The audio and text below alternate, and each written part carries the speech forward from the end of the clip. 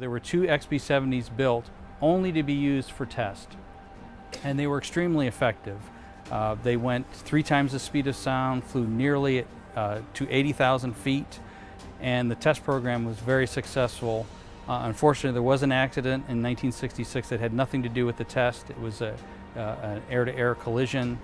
But the test program was extremely successful. And everything about the XB-70 is exotic. Every single thing about the XB-70. It had wingtips that drooped down to take advantage of something called compression lift. And basically the idea is the XB-70 at supersonic speed is creating these shock waves.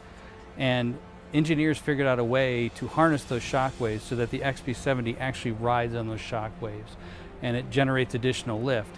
And the wingtips, which were alone as large as the wings on an aircraft, a smaller aircraft, would droop down and help contain that compression and take advantage of the compression lift.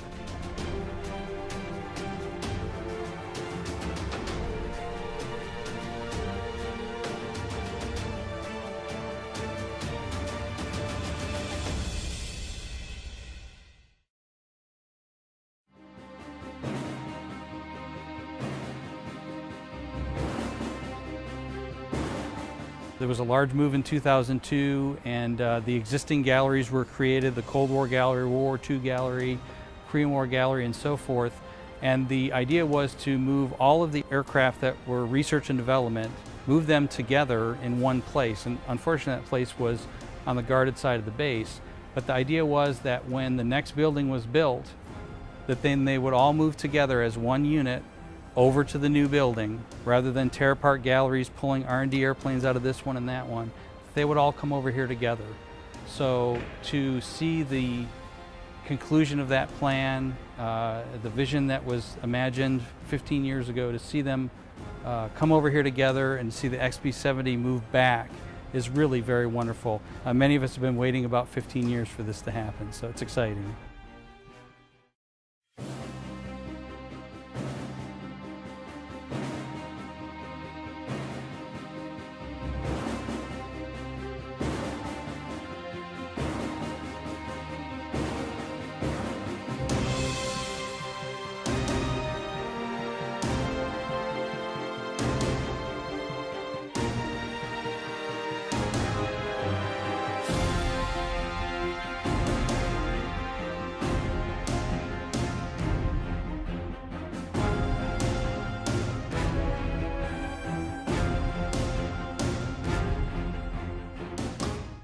Another part of the XB-70 were its advanced engines.